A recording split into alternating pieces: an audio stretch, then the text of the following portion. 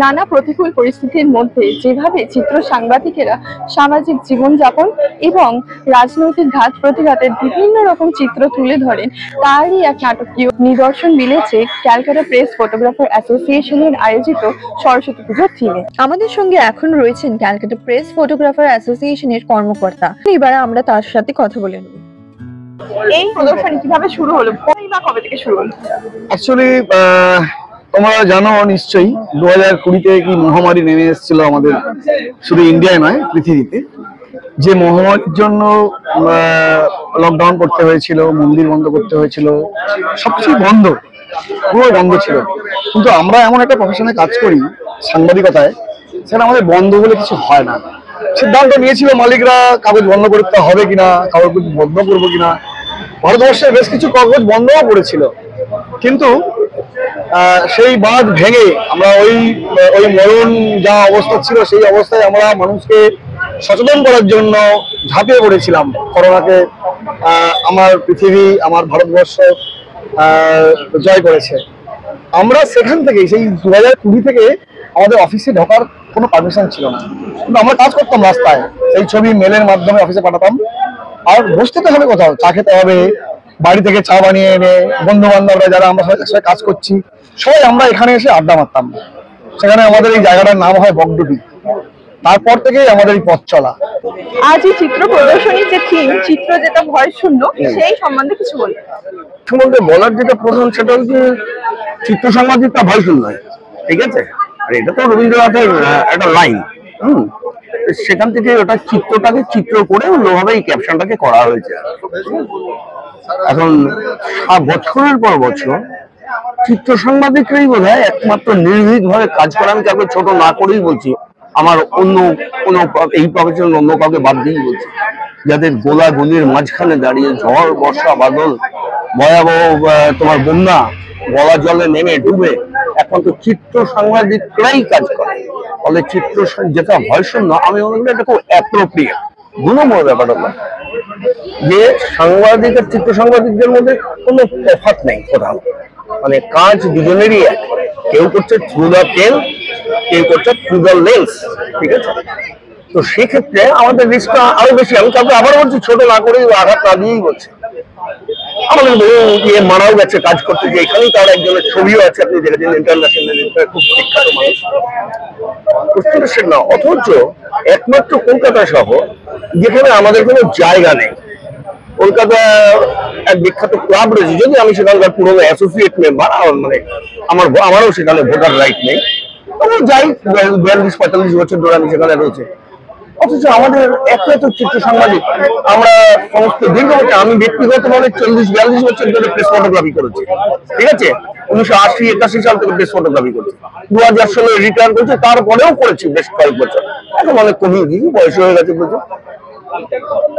আমাদের কোনো অ্যাসোসিয়েশন নেই, নাম কষ্ট একটা অ্যাসোসিয়েশন। আমাদের কোনো ঘর নেই, আমাদের কোনো বাড়ি নেই, আমাদের কোনো নেই, তা নেই। রাস্তায় রাস্তায় যে যাওয়ার মতো আমাদের প্রতিবাদের কথা কেউ শোনে না, আমাদের কোনো মাথায় কোনো কিছু নেই, ঠিক আছে? যাই হোক, সেক্ষেত্রে আজকে আপনারা ভাবুন তো, যে এত বড় একটা কলকাতা শহরের প্রেস ফটোগ্রাফার, এত প্রেস ফটোগ্রাফার, কিছু সিনিয়র জুনিয়র সমস্ত রয়েছে, তারা সবাই রাস্তায় নেমে একটা ফুটপাতে, যদিও আমরা মনে করি ভয়ঙ্কর সাকসেসফুল আমরা, এবং আমি পুলিশ জানাই আমার যে সমস্ত জুনিয়র যারা উদ্যোগ নিয়ে এই এত বড় কর্মকাণ্ডটা করেছে এত অল্প সময়ের মধ্যে, আমি তাদের হাত জোর করে আবারও নমস্কার জানাচ্ছি। প্রশ্ন হবে কেন আমাদের থাকবে না, কি কারণ থাকবে না? কেন একটা মানে বছরের পর বছর সরকারি ভাবে স্বীকৃত কতগুলো সাংবাদিক তার রাস্তার মধ্যে একটা এক্সিবিশন করবে? আমার এইটুকুই হলো প্রতিবাদ, আর কিছু নেই। আমি 40 বছরের উপর এই কাজ করেছি, আমাকে একই কাজ করতে হয়েছে। আজকে যারা করছে তারা করছে, তারা ফাইট করছে। আমার গভর্নমেন্ট দেখুক, এবং দেখে এটা নিয়ে আরেকটু ভাবা উচিত আমার মনে হয়। এই থিমের সমাহারে একদিকে যেমন বাগদেবীর আরাধনা, অন্যদিকে সিধু কানু নগর 6 এসপ্ল্যানেড লিস্টে চলছে অনবদ্য চিত্র প্রদর্শনী। ফটো জার্নালিস্টরা জানালেন এইবারের পুজোর থিম চিত্র যেটা ভয় শূন্য, যা মুগ্ধ করেছে সকলকে। মহিলা সাংবাদিক হলে অনেক রকমই তো প্রতিকূলতা আসে, এই সম্বন্ধে আপনি কিছু বলুন। প্রথম এসেছিল, মানে মিথ্যে কথা বলবো না, একেবারে যে আসেনি, ফাইট করতে হয়নি সেটা নয়, ফাইট আমি প্রচুর করেছি। সেটা ওই 4 সাড়ে 4 বছর কি 5 বছর এরকম। তারপরে আমি এখন 25 বছর এই প্রফেশনে ছিলাম, এখনো আছি, আমি এখনো টাইমসের সাথে জড়িত, কিন্তু আমি এখনো মানে আর ওই রকম অর্থে যে আমাদের ফাইট করার ব্যাপারটা পরে আর ছিল না। তখন মানে প্রথম মহিলারা তো একদম ছিল না, আমি যখন আসি সেই সময় আমাদের একজন শিবদাদি বলে একজন সিনিয়র মহিলা ফটোগ্রাফার ছিল, উনি চলে গেলেন দিল্লিতে। উনি একটা ইন্ডিয়া টুডে চাকরি পেয়ে উনি চলে গেলেন দিল্লিতে, তখন ওনার পরে আমি এলাম। এবং আমার পরে কোনো সেরকম অর্থে মহিলা এখানে ওই নিউজ ফটোগ্রাফিতে ছিল না, তো আমার সেই সময় একটু অসুবিধা হয়েছে। কিন্তু তারপরে আস্তে আস্তে আস্তে আস্তে সবার সাথে যখন মিশে কাজ করতে শুরু করেছি, আস্তে আস্তে মানে সেই অর্থে জানো তো, মনে একটা যদি জোর থাকে, জুনুন থাকে, সবসময় এটা মনে রাখতে হবে যে আমার জুনুন রাখতে হবে যে আমি এই একটা জিনিস আমি করব। আর যদি সেটা তুমি লক্ষ্যটা তুমি ঠিক রাখো, স্থির রাখো, তাহলে তুমি সেই জায়গায় পৌঁছবেই। সেটা আমি পৌঁছেছি। তো কি ধরনের ছবি নিয়ে কাজ করেছেন? আমি প্রথম দিকে যখন এসেছি hard news, soft news, feature, সব ধরনের কাজ করেছি, সব ধরনের। তারপরে আমি 2005-এ চলে এলাম স্পোর্টসে, একদম টানা স্পোর্টস করি এত বছর। আর তার মাঝে মাঝে আমি নিউজও করেছি। আচ্ছা, হ্যাঁ, রিসেন্ট আমি মানে সিএম বলো, পিএম বলো, সব কভারেজ আমি সবসময় করেছি। আর আমার একটা খুব নিজের পছন্দের জিনিস হচ্ছে ওয়াইল্ড লাইফের ওপরে। এই যে যেমন একটা জ্যাকেল স্পটেড ডিয়ার ধরেছে এখানে, মানে ও কত ছোট দেখো, আর ডিয়ারটা কত বড়। হ্যাঁ, এইগুলো আমাকে খুব মানে আকর্ষণ করে। হ্যাঁ হ্যাঁ হ্যাঁ হ্যাঁ হ্যাঁ। আর ওইখানে দেখো ওই যে হর্নবিল, গ্রেটার হর্নবিল, ওটা, এই জিনিসগুলো আমার খুব ভালো লাগে, মানে এটা আমার ভালো লাগার জিনিস যে এখন আমি এই ধরনের কাজ করি। আর এতদিন তার মধ্যে মধ্যে তো অ্যাসাইনমেন্টের কাজ আছে, নিউজ বলো, মানে এটা আপনার নিজের পছন্দের। এটা আমার প্রদর্শনী ঘুরে দেখলেন মন্ত্রী অরূপ বিশ্বাস।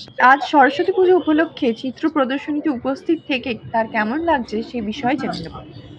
একটা কথা বলি যে একটা খবর যখন হয় তখন এক পাতা লেখা আর সেটা পরে সব বোঝা, আর একটা ক্লিকে একটা ছবি সব কথা বলা, এটাই হচ্ছে একজন চিত্র সাংবাদিকের সব থেকে বড় গুণ। একটা ক্লিকে সব কথা বলে দেয়। এবং এই যে এত ইতিহাসকে সামনে রেখে এক একটা ছবি মানে ভাবা যায়, মানে অনেকে হয়তো সেই চিত্র সাংবাদিকের ছবি শুধু ছোট্ট একটা নাম থাকে, যারা রিপোর্টার তাদের অনেক বড় বড় খবর থাকে, নামে খবর, কিন্তু তারা যে একটা ছবির মধ্যে দিয়ে সব কথা বলা যায় সেটা তারা প্রমাণ করেছে। এর পিছনে যে কত কষ্ট, একটা ছবি তুলতে পারলে তার কত সুনাম, একটা ছবি মিস করলে তার যে কত দুঃখ থাকে, একটা চিত্র সাংবাদিকের জীবন নিয়ে আলোচনা করলে বোঝা যায় যে তারা কত জীবনে কত পরিশ্রম, পুলিশের লাঠি গুলি, ঝড় জল বৃষ্টি সবকিছু উপেক্ষা করে শুধু একটা ছবি তারা জীবন পাত করে তোলেন, আর সেটাই একটা দিন ইতিহাস হয়ে কথা বলে।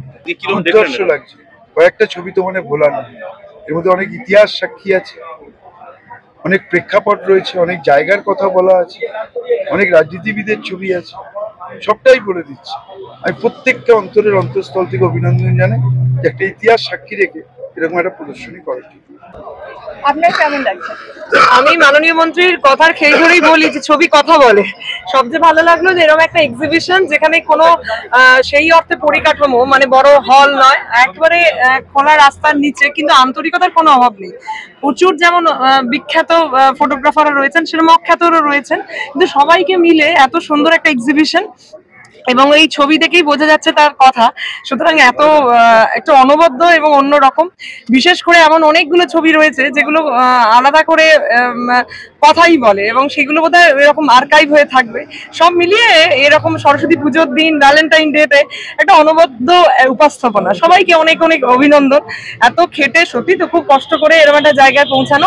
আমার আরো ভালো লাগলো, আমি অনেক জায়গায় দেখেছি এরকম এক্সিবিশন, যেখানে দেখেছি কলকাতায় না যে স্লাম ডুয়েলার্স আছে, যে যেখানে মানে বলতে গেলে সে জায়গা থেকে বসতেই বলতে হয়, সেই রকম ছবি দেখিয়ে ন্যাশনাল এবং ইন্টারন্যাশনাল স্তরে প্রচুর মানুষ এটাকে নিয়ে সামনে তুলে ধরে নিজেদের বিখ্যাত বা প্রাসঙ্গিক করেছেন। এরকম কোনো চেষ্টাই এখানে নেই।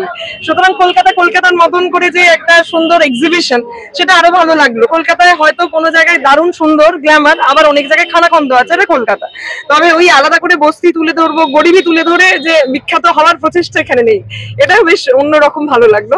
দেখলেন এখানে কিছু ছবি আছে যেগুলো এখনকার প্রজন্ম কারো চোখেই পড়ে না, সেই এখনকার মানে জেনারেশন নেক্সট তাদের তো এরকম ছবি দেখা এবং ধৈর্য ধরে ছবি মোমেন্টাম সেই রকম তো দেখি না, মানে এটা একটা তো সামাজিক অবক্ষয় বলতে হয়।